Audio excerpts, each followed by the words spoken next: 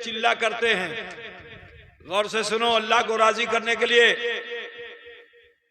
कम खाना, कम बोलना, कम सोना, इन 3 चीजों पे अमल करते हैं, चिल्ला करते हैं। जानते उनके चिल्ले का हाल क्या था?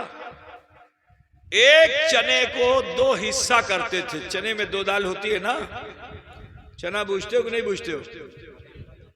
बादाम, हाँ भाई, बादाम के 2 हिस्से करते थे। एक बादाम को सहरी के वक्त खाते थे, एक हिस्से को, और दूसरे हिस्से से अफ्तारी करते थे। जरा सोचो कि उन अल्लाह वालों का मामला क्या था। जब इस हालत में मुसलमान पहुंच गया तो वो औलिया, वो बुजुर्गान दीन, उन्होंने रब को मनाना शुरू कर दिया। इतना मनाया कि खुद जवानी से बूढ़े हो गए। दुआ फौरन नहीं कबूल होती। इतना सुन लो, आज मुसलमान शिकायत करता, हमें वो तो दुआ करछे, हमार दुआ कबूल होच्छे ना। अरे कभी तूने गौसे आजम को देखा? कभी तूने ख्वाजा आजम को देखा? कभी तूने अशरफ जहांगीर को देखा? इन्होंने अपने बचपन और जवानी को सर्फ किया राहे मौला में, फिर इनकी इशारों पे कायनात का निजाम चलने लगा था। फिर ये जो दुआ करते थे वो कबूल और मकबूल हो जाती। नाराए तकबीर, नाराए सालात, हुजूर अशरफुल औलिया का दामन, ख्वाजा का हिंदुस्तान। वो जवानी में गए थे चिल्ले में, जब बाहर निकले तो दाढ़ी सफेद हो चुकी थी। फिर जाके दुआ कबूल हुई, और जब दुआ कबूल हुई तो जो जालिम था तलवार सौंत के आया था सर के 2 टुकड़े करने के लिए, लेकिन जब चेहरे पे नजर पड़ी तो मोमिन के चेहरे पर अल्लाह ताला अपना नूर ऐसा डाल देता है कि बातिल जब देखता है तो वो हैबत ज़दा हो जाता है। जो बातिल होता है जब देखता है तो भयभीत हो जाता है। तो तारीख इस्लाम ये है कि कुछ अल्लाह वालों ने खिलवत नशी होकर अपने रब को मनाने में समय व्यतीत किया, फिर अल्लाह ने उनके चेहरे पर ऐसी रौनक डाल दी, उनकी जुबान पर ऐसी तासीर डाल दी कि जो कह देते थे वो हो जाता था। मन काना लिल्लाह कान अल्लाहु लहू। तो सुनो, वो चंगेज और हलाकू की औलादें कि जिन्होंने मुसलमानों की गर्दनें काटी थी, खोपड़ियों के भेजे खाए थे, शराब पी थी खोपड़ियों में, उन्हीं की औलादें थी कि इन बुजुर्गों के कदमों पे गिरी थी और पढ़ लिया था कलमा ला इलाहा इल्लल्लाह मुहम्मदुर रसूलुल्लाह। फमन यअमल मिस्काल ज़र्रतिन खैरन यरह वमन यअमल मिस्काल ज़र्रतिन शर्रन यरह। तुम एक जर्रे के बराबर नेकी करते हो, अल्लाह खैर कसीर अता फरमाता है। ऐ मुसलमानों, लौट आओ, डरो अपने रब से, खौफ खुदा पैदा करो। देखो, बस आखिरी बात अर्ज करके रुखसत हो जाऊंगा। सुनेंगे भाई आप लोग कि सुनबेन? सुनो, कौम बनी इसराइल ये बड़ी जिद्दी हरदरम कौम थी। हजरत मूसा अलैहिस्सलाम को अल्लाह ने उस कौम का नबी बनाया।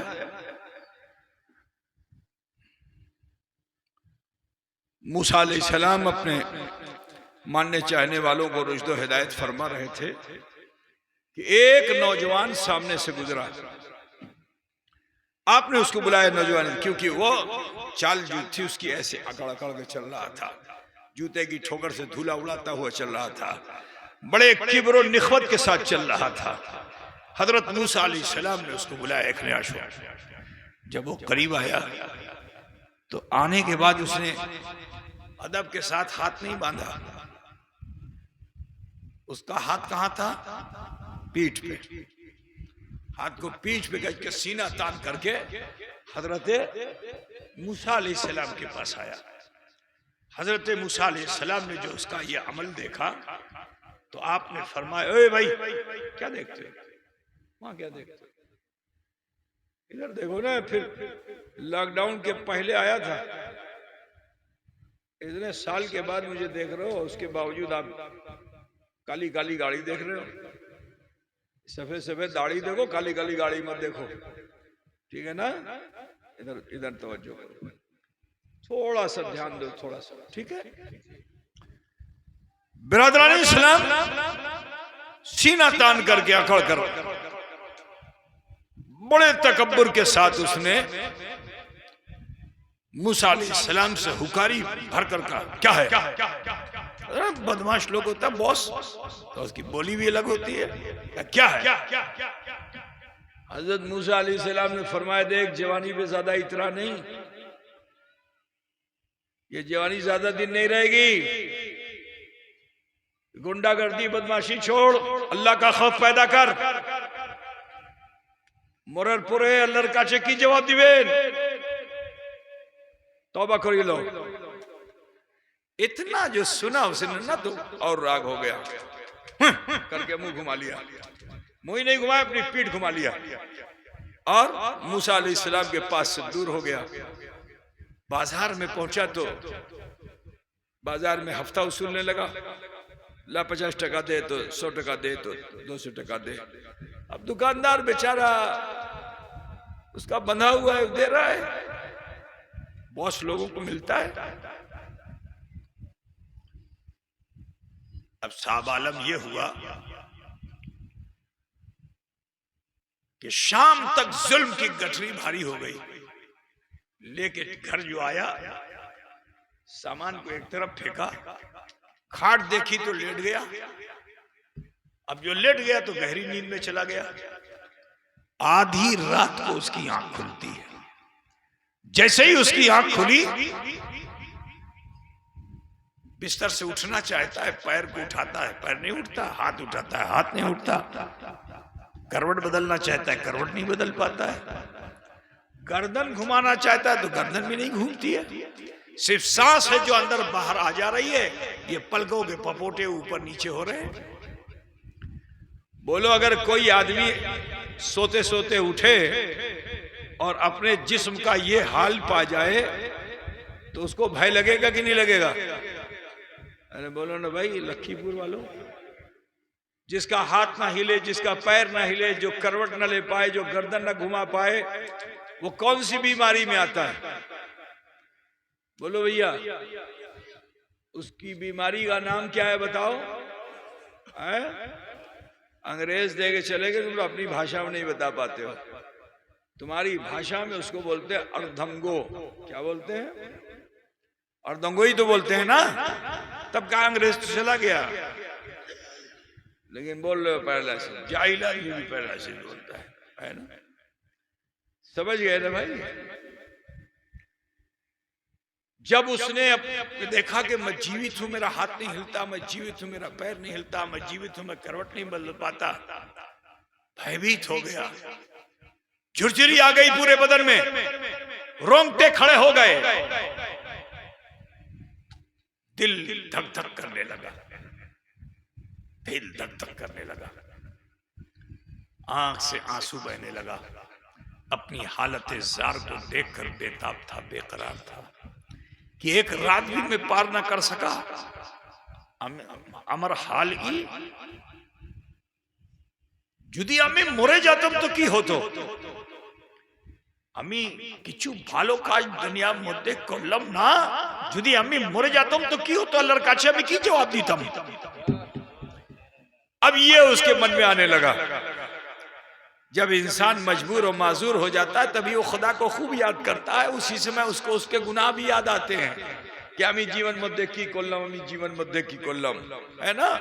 जब तक हाथ पैर टंटना है, जुर्म पे जुर्म, गुनाह पे गुनाह किए चला जाता है, लेकिन जब बुढ़ापा आता है जमीन बेच के हज करता है कि गुनाह माफ हो जाए। प्यारे, ये मतलब का मामला मत रखो, अल्लाह तुम्हारी नीयत को देखता है। जवानी में बुराई करो, अब बुढ़ापे में जमीन बेच के हज कराओ, हाजी साहब बन जाओ, कामयाब हो गए। कामयाबी नहीं मिलेगी, कामयाबी उसे मिलेगी कि जो तौबे नसूहा कर ले। कतरा बुझते सुनना बाबा, तो सुनो, अब वो तो सोच रहा है कि আমি জীবন মধ্যে কিছু ভালো কাজ করলাম না, আমার ये हाल হলো, যদি আমি মরে যেতাম তো কি হতো। तो दिल जो है इंसान का हृदय, हृदय बोलते हो ना आप लोग कि क्या बोलते हो? हृदय नहीं बोलते, हृदय हृदय हृदय बोलते हो ना। ये दिल, ये हार्ट इंसान का सहयोग करता है। जैसे ही इंसान बेताब हुआ तो दिल से आवाज आई, चिंता क्यों করছেন? अभी तो तुम्हें মরা আছে না।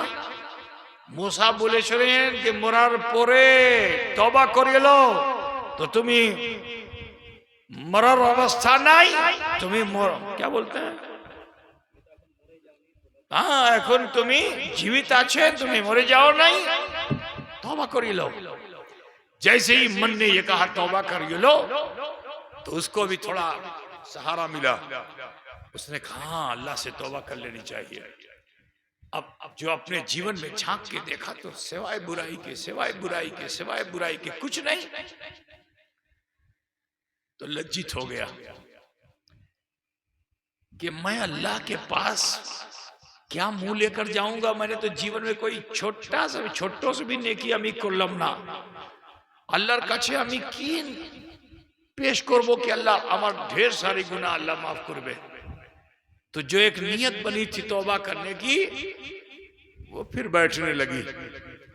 लेकिन दिल ने फिर सहारा दिया, का इंसान तुझे तौबा का तरीका नहीं मालूम, लेकिन जिस मुर्शिद ने, जिस नबी ने तुझे आज दिन में दावत दी तौबा की, तो क्यों नहीं ये इरादा करता कि उनकी बारगाह में जाऊंगा, घिसटते हुए जाऊंगा तो जाऊंगा, और उन्हीं के चरणों को थाम कर उन्हीं को मनाऊंगा कि हुजूर मुझे अल्लाह को राजी करने का ढंग नहीं मालूम, लेकिन आप तो अल्लाह के मुकर्रम नबी हो, मेरे हक में दुआ कर दो ताकि अल्लाह मेरे जीवन के गुनाह माफ कर दे।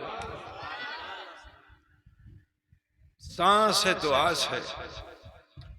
तो अजीजो, जैसे ही उसने इरादा किया कि আমি मूसार काछे जाबो, तो ताकत किसने छीनी थी? कमजोर किसने बनाया था? बोलो, अरे बोलो भैया, कमजोर किसने बनाया था? अल्लाह ही ने ताकत दे दी उसकी तरफ थोड़ी सी। जैसे ही ताकत दी, हाथ हिलने लगा, पैर हिलने लगा, गर्दन घूमने लगी, बड़ा खुश हुआ और उसका इरादा और पुख्ता हो गया कि जब मेरी नीयत का ये आलम है तो मेरे अमल का आलम क्या है। जल्दी से खाट से उठ खड़ा हुआ, का देरी अमी करबो ना, मूसर काछे जाबो। लेकिन बीमारी से जब आदमी उठता है तो बदन कांपने लगता है, तो पूरे बदन में उसके कंपन था, गिर जाता, लेकिन उसका इरादा गिरने वाला नहीं था। जल्दी से खंबे को पकड़ करके अपने बदन का कंपन दूर किया। जब कंपन दूर हो गया तो उसी खंबे से लगी हुई एक लाठी रखी थी, उसने लाठी का सहारा ले लिया। कल तक सीना तान के चलता था, लेकिन आज जवान इंसान है, मगर लाठी का सहारा लेकर बूढ़े इंसान की तरह चल रहा है, बूढ़े इंसान की तरह चल रहा है। घर से बाहर जो निकला तो एक छोटा सा रास्ते का कंकर उसने बार बार उसके जूते की ठोकर खाई थी, तो वो पत्थर उसने जो आने वाले इंसान को देखा कि आज ये ताकत के साथ नहीं आ रहा है, ये कमजोर हो चुका है, दुर्बल हो गया है, तो उस पत्थर को भी हौसला पैदा हो गया कि मैं आज इससे मुकाबला कर सकता हूं, इसे मैं इसकी मंजिल पे जाने नहीं दूंगा। वो कंकर अपनी जमीन पे जमा हुआ था, ये इंसान चलते चलते उसी कंकर के करीब पहुंचा। आदत के मुताबिक जूते की ठोकर लगी। कल तक तो पत्थर दूर जाके गिरता था, लेकिन आज एक हल्की सी ठोकर ने उस इंसान को जमीन पे गिरा दिया। लाठी एक तरफ गई, बदन एक तरफ गया। जैसे ही जमीन पे गिरा, मोरे गलो, मर गया। अब जब मर गया तो हर इंसान के साथ अल्लाह ताला ने दो फरिश्ते रखे हैं, किरामन कातिबीन, ठीक है ना।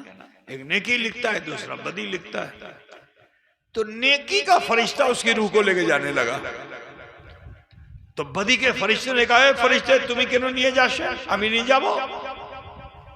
এনার রূহ আমি নিয়ে যাব, এটা চোর মানুষ, বদমাশ মানুষ, জীবন মধ্যে ভালো কাজ কিছু করলে না, তুমি কেন নিয়ে যাচ্ছ? तो कहा देखो अल्लाह ताला ने मुझे हुक्म दिया था कि मेरा कोई बंदा अगर नेकी का इरादा करे तो उसके एक इरादे पे 10 नेकी लिख लेना, अमल करे तो एक अमल पे 10 नेकी लिख लेना। खाट से लेके यहां तक इसके इरादे अमल पर मैंने नेकियां लिख ली हैं, इसलिए मैं लेके जाऊंगा। अभी दोनों फरिश्ते आपस में लड़ाई नहीं कर रहे थे, फरिश्तों में झगड़ा नहीं है, इंसान में झगड़ा है। दोनों को वार्ता कर रहे थे कि अल्लाह ने तीसरे फरिश्ते को हुक्म दिया कि फरिश्ते जाओ और जाकर इन दोनों फरिश्तों से कहो कि मरने वाले की जमीन नाप ले, अगर इसकी बाड़ी निकट है तो बदी का फरिश्ता ले जाएगा, और अगर मूसा निकट होंगे तो नेकी का फरिश्ता लेके जाएगा। जमीन की जब पैमाइश की गई तो अल्लाह ताला ने जमीन को हुक्म दे दिया कि जमीन तू सिमट जा। जमीन अल्लाह के हुक्म से जब सिमट गई, पैमाइश करने पर मरने वाले का एक कदम मूसा की तरफ ज्यादा था। हातिफे गैबी ने निदा दी कि मेरे फरिश्तों, मेरी रहमत ये गवारा नहीं करती कि मेरा कोई बंदा नेकी की राह पर अपना एक कदम रख दे और मैं उस पर अपना अजाब नाजिल करूं। नहीं नहीं, उसके एक कदम के बदले मैंने जीवन भर के गुनाहों को माफ। फमन यामल मिस्काल ज़र्रतिन खैरन यरा वमन यामल मिस्काल ज़र्रतिन शर्रन यरा। आखिरी बात सुन लो, क्योंकि कब्रिस्तान के लिए जलसा है, तो सुन लीजिए। सुनेंगे भाई? एक एक करके तो आप हल्के होते जा रहे हो। बोलो भाई सुनोगे? मुझे मालूम है कि आप थक चुके हो, पसीने से लथपथ हो चुके हो, लेकिन आज जो पसीना बहा रहे हो, कल कयामत में इसका आपको लाभ मिलेगा। वहां आपका पसीना आपके मुंह तक नहीं होगा, आपकी ये नेकी काम आएगी। कथा बुझ गया ना? सुनो, वो तो कौम बनी इसराइल का एक गुंडा इंसान था, अगर वो तौबा के इरादे से चले तो अल्लाह उस पर इतना मेहरबान है। जरा सोचो है मुसलमानों, अल्लाह तुम पे कितना मेहरबान होगा, क्योंकि अल्लाह तुम्हें ही तो चाहता है, तुमसे ही भालोबासा करता है। अपनी हैसियत को हम भूले हुए हैं। काश के हम कुरान पढ़ते और कुरान को समझते तो मालूम होता कि हमारी हैसियत क्या है। अभी गुज़श्ता महीनों में आपने रमजान के रोजे रखे होंगे और 27 तारीख को अहले सुन्नत वल जमात बड़े जोर शोर के साथ लैलतुल कद्र मनाते हैं, है ना भाई? यूं तो हर ताक रात में मुमकिन लैलतुल कद्र है, अब वो चाहे 21 हो चाहे 29 हो, है ना भाई? लेकिन 27 पे बड़ा जोर है। उसकी एक वजह बता दूं, अगर आप इजाजत दे तो बता दूं कि सुनबेन लैलतुल कद्र में जो है 9 शब्द है। कितने शब्द हैं? लैलतुल कद्र एक मरतबा लिखोगे तो कितना शब्द उसमें आएगा? 9। और सूरह लैलतुल कद्र में, सूरह कद्र में लैलतुल कद्र कितनी बार है? बोलो भाई, आप लोग जानते हो? 3 मरतबा है। कितनी मरतबा है? तो एक मरतबा लिखा जाए लैलतुल कद्र तो कितना हुआ? 9। और 3 मरतबा लिखा जाए तो बुझा कि नहीं बुझा? अल्लाह ने इस राज को कुरान ही में छुपा रखा है, ठीक है ना? इसी लैलतुल कद्र में लैलतुल कद्र है। कद्र बुझते थे ना? तो ये लैलतुल कद्र जिसमें अल्लाह ने कुरान नाजिल किया, एक तरफ तो कुरान नाजिल किया अल्लाह ने, ठीक, और दूसरी तरफ अल्लाह ताला फरिश्तों को हर साल नाजिल करता है, फरिश्तों के सरदार के साथ। क्यों? तुम अपनी हैसियत भूले हुए हो, लेकिन अल्लाह ताला उन फरिश्तों को याद दिलाता है कि तुमने कहा था ये झगड़ा करने वाले हैं, ये खून खराबा करने वाले हैं, जंगो जिदाल करने वाले हैं। उस लैलतुल कद्र में जब तुम नमाज के लिए खड़े हो जाते हो, 2 रकात नमाज के लिए भी खड़े हो जाते हो नफल की, तो अल्लाह फरिश्ते को भेजता है। कहा था ये झगड़ा करने वाले, ये खून खराबा करने वाले, अरे जाओ जाके मेरे उन बंदों को देखो कि वो रात की तन्हाइयों में कैसी बंदगी करने वाले हैं। और जा तो रहे हो, जब देख लेना तो उनके लिए सलामती की दुआ भी करते रहना। ये पूरी सूरत पाक का यही मफहूम है। कदोड़ा बुझते से ना तो फरिश्ता आता है, फरिश्तों के सरदार जिब्रील अमीन भी आते हैं। ये भी बताता चलो कि हजरत जिब्रील अमीन सिर्फ नबियों के पास जाते हैं, गैर नबी के पास नहीं जाते। मेरे मुस्तफा के बाद नबूवत का दरवाजा बंद, तो अब हजरत जिब्रील का आना भी बंद हो जाता। बात समझ रहे हैं ना आप लोग कि हजरत जिब्रील का आना बंद, क्योंकि नबूवत का दरवाजा बंद। ला नबी आबादी मुस्तफा ने फरमा दिया कि मेरे बाद अब कोई नबी नहीं होगा, तो आमद जिब्रील बंद, नहीं आ सकते। लेकिन कुर्बान जाइए उस रसूल रहमत पर कि जिनके हम उम्मती हैं। अल्लाह ताला जिब्रील को भेजता है, ड्यूटी उनकी ये है कि वो वही लेकर जाएं नबियों के पास। लेकिन अब कयामत तक उम्मते मोहम्मदिया की बारगाह में हजरत जिब्रील अमीन आते रहेंगे और उम्मते मोहम्मदिया को देखकर सुबह तक सलामती की दुआ करते रहेंगे। तकबीर, नाराए सालात, हुजूर अशरफुल औलिया, हुजूर ताजुल औलिया, मखदूम अशरफ मिशन। हम अपनी हैसियत को भूल चुके हैं। जिंदा हो तो ये हाल है। फरिश्तों का झुरमुट आता है, फरिश्तों के सरदार भी आते तुम्हारे लिए सलामती की दुआ करते। और आखिरी बात अर्ज कर दूं कि जब तुम मर जाते हो, हम मर जाते हैं, जब हमारा तुम्हारा मरण होगा तो कहां हमें ले जाके रखा जाएगा? बोलो भैया, मर जाओगे तो खानदान वाले कहां ले जाएंगे? घर में रखेंगे तुम्हें? जल्दी निकालो, जल्दी निकालो। अब्बा हो चाहे अम्मा, पहुंचाओ कहां?